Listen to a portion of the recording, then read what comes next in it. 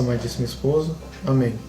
Senhor, que tudo para vós comece, tudo em vós termine, em nome do Pai, do Filho e do Espírito Santo, amém. Essa segunda oração a gente reza uma oração que contém indulgência parcial. Está no manual das indulgências que a igreja disponibiliza assim para receber as indulgências, né?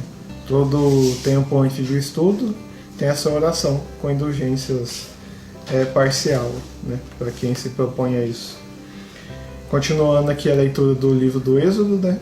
Hoje é o 10º dia da Quaresma e a gente vai ler o 10º livro do Êxodo, né? Entregando toda essa oração a Jesus pela intercessão da Virgem Maria por nós, né? E que o Espírito Santo guie o nosso coração no entendimento, porque sem o Espírito Santo a gente não pode nada. A gente vai só raciocinar, né? Com o Espírito Santo a gente vai contemplar Deus. Capítulo 10. O Senhor disse a Moisés: apresenta-te ao faraó, porque eu endureci o coração do faraó e de seus ministros, para realizar no meio deles os meus prodígios. Assim poderás contar a teus filhos e netos a maneira implacável como tratei os egípcios e os prodígios que realizei no meio deles. Assim sabereis que eu sou o Senhor. Então aqui está Deus, né, está falando com Moisés do que no futuro você poderá contar, né, falando para Moisés aos seus netos, como Deus libertou o seu povo, com os prodígios que só Deus fez. Abrir o mar, né, transformar um cajado em serpente, um rio se tornar sangue, tudo isso ele fez para mostrar que ele é Deus, e por causa dessas coisas o faraó irá libertar, né? É o que Deus já falou antes, né? Que ele já prometeu a Moisés que ele glorificará ele no monte dele. Então tudo isso que Deus está fazendo, Deus sabe que vai funcionar, né? Vai funcionar o meio da gente falar, né? Mas a gente passa pelos passos, né? Mas Deus sabe, né? Que vai dar certo, que não vai dar. Versículo 3. Moisés e Arão apresentaram-se ao faraó. Eles disseram: assim diz o Senhor, o Deus dos hebreus: até quando recusarás submeter-te a mim? Um parênteses, lembrando que o faraó já foi mais de 4 vezes, ele prometeu que ia libertar o povo. Então, quando Deus libertou e ele ficou em paz, ele voltava atrás. Falava que não ia libertar. Deixa partir o meu povo, para me prestar culto. Se recusares a deixar meu povo partir amanhã, trarei gafanhotos para o teu território. Versículo 5. Eles encobrirão de tal modo a visibilidade que não se poderá ver o chão, e comerão o resto que sobrou, poupado pelo granizo, devorando todas as árvores que crescem no caminho. Outro parênteses, lembrando, né, que que Deus fez, né? Mandou o granizo que matou todos os animais, só que para isso o faraó nem ligou. Mandou as moscas, né? As moscas varejeiras. Quando foi nas moscas varejeiras, o faraó se arrependeu, disse que ia libertar o povo, mas quando ficou em paz, ele voltou atrás, né? E que a gente leu ontem também, né? Quando começou a eles ficarem doentes com úlceras, né? Aí o faraó voltou atrás de novo, porque quando ele sentia a dor, ele pedia para rezar por ele. Moisés rezou por ele. E agora, aqui no versículo acabou de falar que os gafanhotos passarão e comerão todos os restos dos animais e do que ficou da plantação. Aqui, ó. Comerão o resto que sobrou, poupado pelo granizo, devorando todas as árvores que crescem no caminho, no campo. Encherão tuas casas, as casas dos teus ministros e de todos os egípcios, como nunca ouviram teu país, nem os teus avós, desde que começaram a existir sobre a terra até hoje.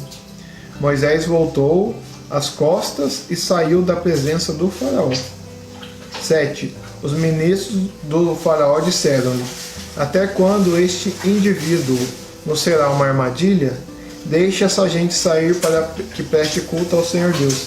Olha só, aqui acho que é a terceira vez que os ministros do faraó, que são os magos lá, eles estão acreditando que realmente o Deus de Moisés é o Deus verdadeiro. Então alguns desses estão crendo, apesar que antes, até quando ficou em paz, os ministros do faraó voltaram atrás. Mas olha só, agora os ministros, aqueles que enfrentaram Deus lá com encantamentos e perderam, e uma hora viram que era o dedo de Deus mesmo que agia em nome de Moisés, né? Quer dizer, Moisés, aquele que Moisés anuncia é o Deus verdadeiro. Os ministros já estão acreditando que ele é o Deus. Então está falando para o faraó, deixe esse povo ir. Esse povo quer cultuar o verdadeiro Deus, deixe ele ir. Aí ó, deixe essa gente sair para que prestem culto ao Senhor, seu Deus. Aqui eles estão já chamando Deus pelo nome dele, o Eu Sou. Aí continuando, ainda não vês que o Egito está sendo arruinado? Mandaram, pois, Moisés e Arão voltar à presença do faraó, que lhe disse, ide prestar culto ao Senhor, vosso Deus. Quem são os que vão? Versículo 8, Moisés respondeu, iremos com as crianças e os velhos, com os nossos filhos e filhas, com as ovelhas e bois, porque para nós é uma festa do Senhor. Versículo 10, o faraó respondeu, pudesse o Senhor estar convosco, bem como eu vos deixar sair com os filhos. Vê-se que tendes más intenções. Não será assim. Ide somente os homens e prestai culto ao Senhor, pois foi isso que pedistes. E assim foram expulsos da presença do faraó. Então o faraó não deixou o povo inteiro ir, só queria deixar os homens ir e voltou atrás de novo. Ele esqueceu tudo que quem era Deus, né? Quem estava pedindo. Versículo 12. Então o Senhor disse a Moisés, estende a mão sobre o Egito, para que os gafanhotos invadam a terra e devorem toda a vegetação do país. Tudo que o granizo popou. Então, mais uma vez, o faraó ele esqueceu do que Deus tinha falado. Olha, se você não libertar o meu povo, vai acontecer isso. Então, na hora, o faraó brigou ali. Aqui parece que o faraó é uma pessoa mimada, né? Ah, você não falou que é os velhos, não. Você falou que era só os homens. Então, não vou deixar vocês ir e vai embora. Então, ele esqueceu que a vida tem consequência. A vida não é de mimos, né? Ah, eu quero, acontece. Não. Deus falou, não é assim, liberta o meu povo. E agora vai vir a consequência. Moisés estendeu a mão sobre o Egito, e o Senhor fez soprar o vento oriental. Então Moisés fez o sinal da oração para Deus, e Deus realizou o milagre. É isso que acontece quando a gente reza. A gente pede e o Senhor realiza, porque Ele quer. Soprou o vento oriental sobre o país durante o dia todo e a noite inteira. Então já vê imagina se ventando de dia e de noite sem parar. É o que a gente pode imaginar. Já era de manhã quando o vento oriental trouxe os gafanhotos. Versículo 14. Os gafanhotos invadiram todo o Egito, pousaram sobre todo o território do Egito, em tão grande quantidade como nunca havia acontecido antes, nem jamais acontecerá. Encobriram de tal modo a visibilidade que escureceu. Olha só, imagina, de tanto gafanhoto fica tudo escuro. E os gafanhotos passando, devoraram toda a vegetação do país, os frutos das árvores e tudo que o granizo havia deixado. Em todo o Egito não ficou nada de verde nas árvores e nas pastagens. Versículo 16. Depois que aconteceu tudo, né, o faraó mandou chamar com urgência Moisés e Arão e disse, pequei contra o Senhor. Mais uma vez o faraó vem dizer isso. Pequei contra o Senhor, vosso Deus, e contra vós. Perdoai só mais esta vez o meu pecado, e suplicai ao Senhor, vosso Deus, que afaste de mim ao menos esta praga mortal. Versículo 18. Moisés saiu da presença do Senhor, do faraó. Moisés saiu da presença do faraó e suplicou ao Senhor. O Senhor inverteu a direção do vento e começou a soprar muito forte do ocidente. arrastando os gafanhotos e precipitando-os no Mar Vermelho. Olha só, então, mais uma vez o faraó pediu misericórdia, né? Eu pequei, reza para mim, Moisés. Moisés foi lá e rezou por ele. E aí o vento mudou. Então, essa já é mais que a quarta vez que isso acontece. Então, os prodígios estão acontecendo, Moisés reza, o prodígio muda. Então, já é a quarta ou quinta vez que isso está acontecendo. Então, o faraó já sabe bem que Moisés é um homem de Deus que está falando em nome de Deus. Aí, ó. O Senhor verteu direção, arrastou os gafanhotos e precipitando-os no Mar Vermelho. Não ficou um só gafanhoto em todo o território do Egito.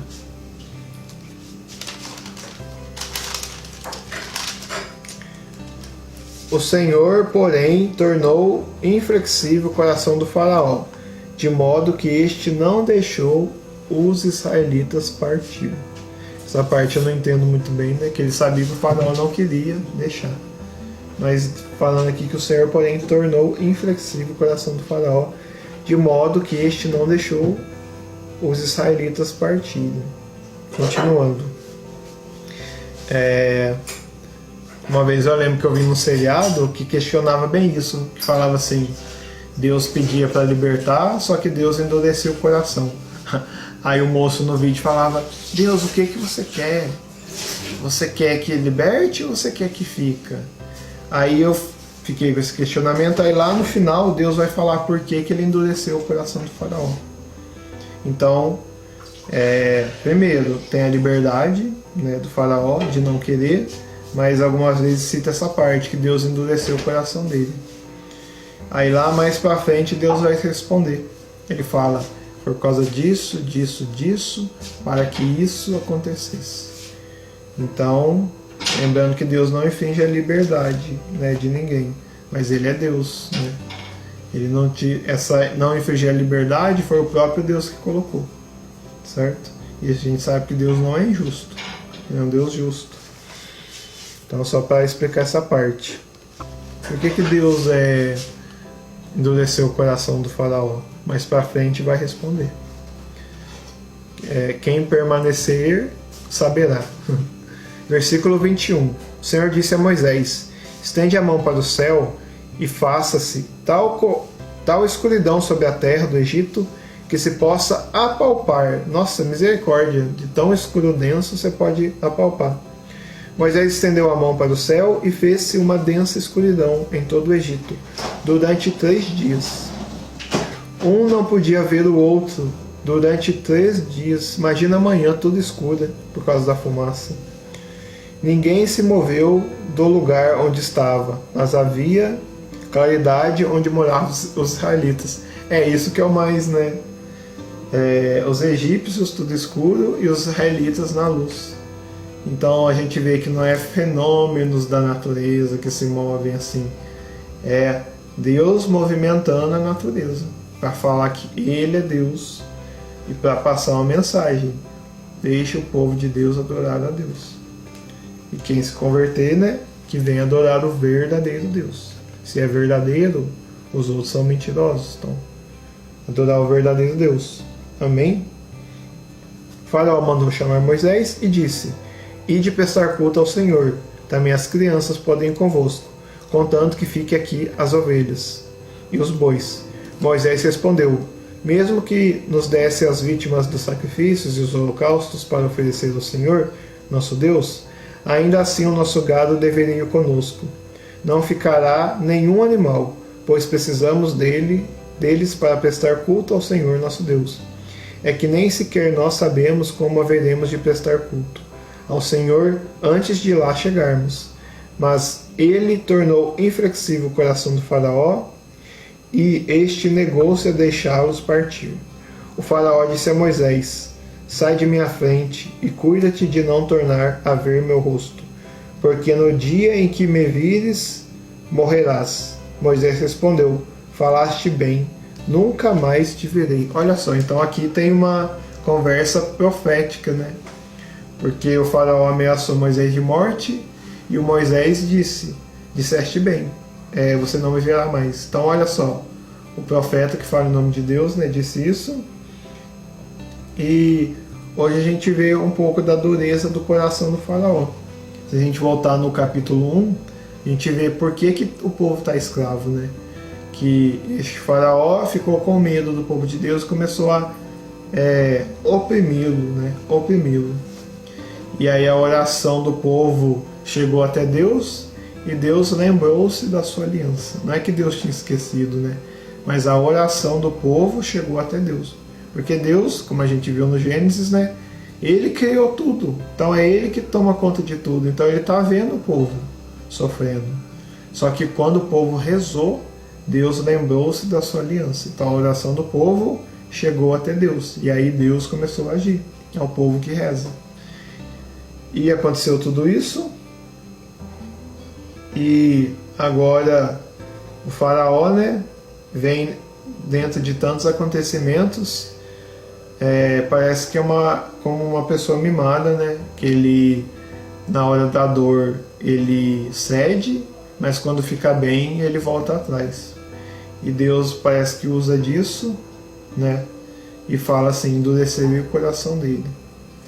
E como disse, isso serve de sinal para gerações futuras, para ver que Deus vem auxílio ao teu povo. E é o que a gente conta mesmo. As pragas do Egito, Moisés abriu. Hoje em dia, nós, 2020, falamos de Moisés, descendência de Moisés, as leis de Moisés.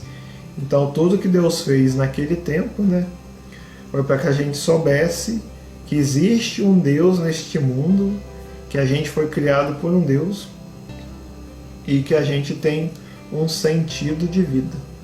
A gente não é um acaso, né? A gente não é uma transmutação que por algum motivo sem explicação a gente está aqui. Não, a gente é sonhado e criado por Deus. Porque, né, não estamos num caos organizado. É uma bagunça que deu certo, então beleza, vamos viver assim. Não. Deus se mostrou à humanidade e que se perdeu, né? E ele continuou falando, eu sou Deus. Eu sou, né? Eu sou aquele que sou. E nesse tempo de quaresma, né, a gente tem 3 personagens aqui. 4, na verdade. Tem o faraó, né, aquele que vê as obras de Deus e pode ceder, tem o poder na mão de libertar o povo ou de escravizar, mas às vezes cede, às vezes não cede. Tem os ministros do faraó, que são aquele povo que servem a forças que não são as forças de Deus, mas vendo o poder de Deus começam a se converter e começam a falar, liberta este povo que é Deus verdadeiro. Tem o Moisés e Arão, que são aqueles que foram chamados por Deus e aceitaram a missão e estão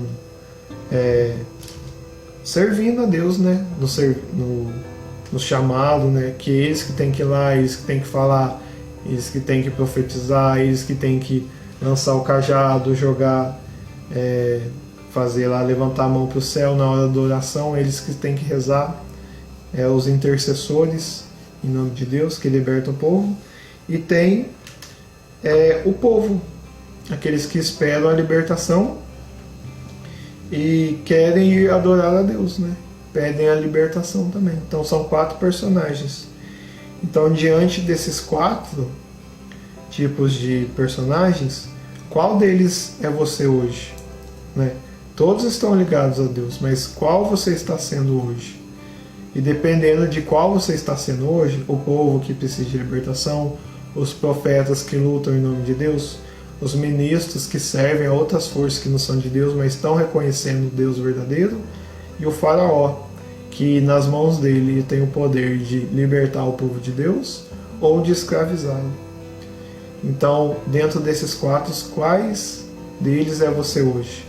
E dependendo de qual um dos 4 você seja, ou às vezes mais de um, faça a sua oração pedindo a conversão do coração. Né? Se você é tipo um faraó, pede a conversão do seu coração a Deus e de tomar sempre as melhores decisões. Se é o ministro do faraó, pede a conversão de que, por exemplo, está servindo a outras forças, servir ao Deus verdadeiro, que é muito mais forte que essas outras forças. Se você é o profeta, pedir a graça de não abandonar a missão e de intensificar a oração. E se você é o povo, rezar junto com Moisés para os profetas cumprirem a missão e o povo ser tão logo liberto. Então é isso que nós pedimos hoje, Senhor, pela intercessão da Virgem Maria, com a ação do Espírito Santo, que o Senhor derrame teu poder e sua graça. Não para que nós vejamos, não para que seja um espetáculo, não para que a pessoa fale, olha, é Deus agindo mesmo, não. Para todos nós sermos libertos e fizermos um culto verdadeiro a Deus. Amém? Um culto verdadeiro a Deus. Adorar o Senhor em espírito e verdade. Então nós pedimos essa graça, Senhor, porque é uma graça que é sobre o natural, escapa de nossas mãos, e é o Senhor que concede a nós. Então nós pedimos essas graças, Senhor, para cada um dos 4 tipos de pessoa, os que nós formos, o Senhor tocar em nosso coração, né, da maneira que for precisa, né? Que tem gente que às vezes só olha para cima quando está no fundo do poço. Se for assim, Senhor, que assim seja, para a salvação, que é melhor você estar no fundo do poço, olhar e voltar, do que você não chegar no fundo do poço e morrer e nunca olhar para o céu. Então, há males que vêm para o bem, e melhor, Deus transforma todo mal em bem. Amém? Tudo que você passou de mal na vida pode servir de salvação para você e para outras pessoas. Amém? Um exemplo é o Padre Léo, que a vida dele foi de drogado, está sendo beatificado o Padre Léo, processo de beatificação, né? De estudo, de canonização, tudo. E a vida dele foi de drogado. E o que Deus fez com isso na vida dele? Ele fez uma fazenda de recuperação a drogados. Então o mal que abundou na vida dele, superabundou na graça de salvar milhares de drogados. Então é isso que Deus faz. Uma coisa que foi ruim na sua vida, depois Deus transforma num bem maior. Ele usa esse mal que você sofreu para você livrar outras pessoas do mal. Que é assim que Deus age na nossa vida. Não cabe questionamentos, né? É assim que Deus age. Deus sabe o que é melhor e Deus sabe o jeito que a gente entende, né? Então Ele sempre fica falando conosco, né? Então, agradeço pela companhia, pela oração, e vamos rezar junto, né? Em nome do Pai, do Filho e do Espírito Santo. Amém.